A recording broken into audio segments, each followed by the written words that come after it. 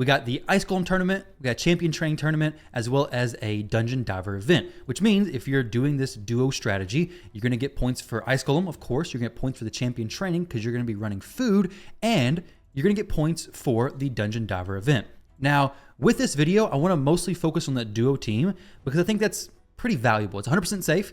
I'll show you guys the screenshot in just a moment, but even more than that, in case you're somebody who's working on the fusion and you want to know how to actually finish Icegolem, I want to give you some key details that's going to allow you to finish Icegolem on literally any stage. If you have Artak and you're not brand new, you have an Icegolem hard mode team. That's really all there is to it. His HP burn, activation, is going to allow you to beat the Icegolem. Now, before I show you my Artak, before I basically make your thoughts all out of whack, this is the mastery setup that I would use if I was wanting to do Icegolem consistently, and War Master is just going to make your runs very unsafe. They're very, very inconsistent unless you have these specific champions in a pretty specific build, which probably isn't going to be a ton of players, but some definitely will be able to make it work. But for most players, Artak and Icegolem is going to be built like this. Oppressor doesn't give the big slams activation. It's going to make it take tons of turns, tons of HP burn activations, and something like this, something along these lines, is probably going to be your best bet. Now, with that said, I want to show you my speed team. I want to say it in kind of air quotes because I haven't got it perfectly fine-tuned. Honestly, if I dropped Ghostborn and threw in Ninja, this team would be very quick, very consistent. However, my Seer can't one-shot the waves consistently yet. At 6-star Awakening, she can. I look forward to doing that, but at the moment, she can't do that just yet. So coming very soon, but for now, this is what I have. Artak and Elva are in a team to duo. So these two champions will take care of the boss by themselves. Now, this is not the duo team that I'm using. The duo team is going to be actually Artak and Elva with food, but I just want to show you guys how this works and kind of like the thoughts behind it. So if you're working on building an Icegolem hard mode team, you don't have a Seer, you don't have any of these champions, but you do have Artak. All you need is somebody to keep him alive on the waves. You don't even need damage for the waves. Artak is going to do HP burns. He's going to activate those HP burns, and it's going to do enough damage to get you through the waves in a pretty decent time. If you can bring somebody to freeze the waves, to stun the waves, to not put them to sleep, but provoke the waves, you're going to have an even faster run. Because if they get cleansed, it's going to be bad news. But if you can control the waves, burn the waves, you're going to get through the waves.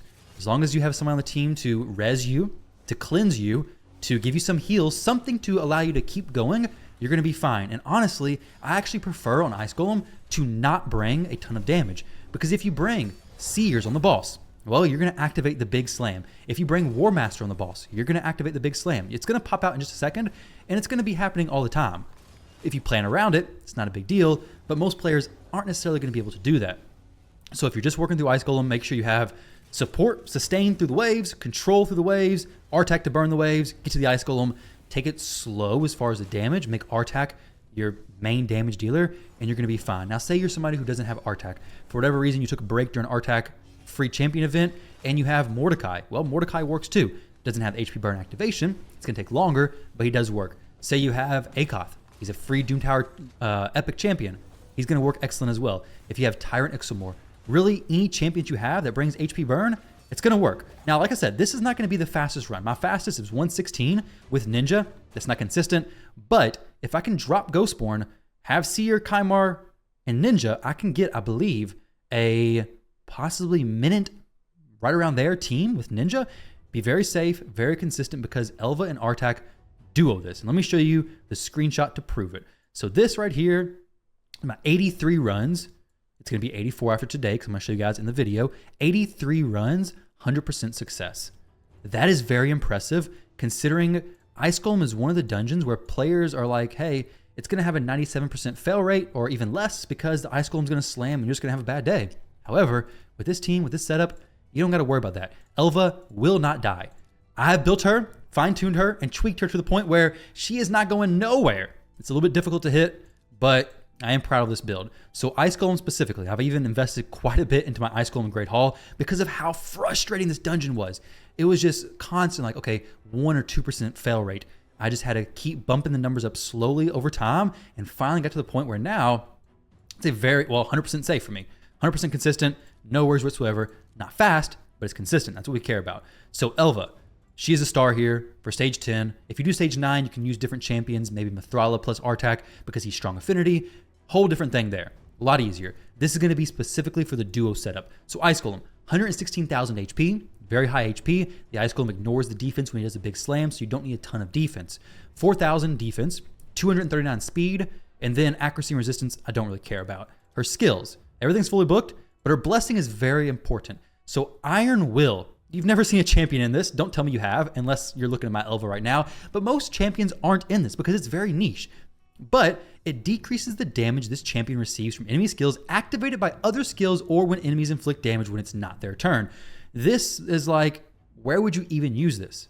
Until you realize that Icegolem inflicts damage when it's not his turn, and it's activated by champions doing certain things. So Artak hits with War Master. Well, now the Icegolem does a big slam. Well, Elva's going to take 10% less damage. Plus, being higher awakened, she's also going to take an innate less damage.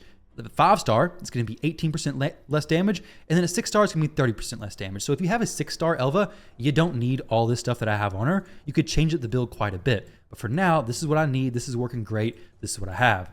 Masteries, once again, we have more AoE damage reduction. Honestly, I could get this as well, but I like the more consistent damage reduction from Blast Proof. Everything else is building for more HP, more speed, more, hey, we're going to go faster if Artak dies to get him picked back up.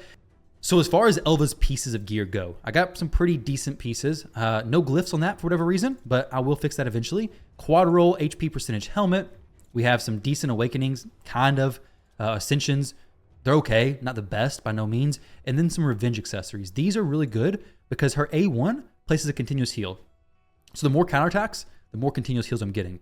Now, as far as Artak goes, Defiant I don't think is needed on him, but I will click through his gear, show you guys what he's running, and then show you his stats. So speed, the crit rate is more for Spider. It's very specific there. For Icegolem, I don't think his gear and his build is as crucial to be specific because Elva is really just carrying it. Honestly, Elva's the star there. She is the one constantly rezzing him. She's not dying. He's coming back and just activating the HP burn. Honestly, Ninja could probably do this as well, but I'm not using Ninja because he's gonna be too slow. Probably, possibly. Actually, I don't even, yeah, he's probably gonna be too slow.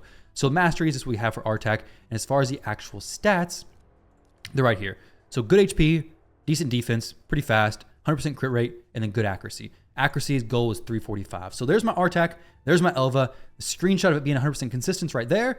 And as far as the presets go, I'll show you guys the run as we jump back in here. This is the duo Icegolem stage 10 hard mode with just Elva and Artak. So right here, Icegolem 10 hard.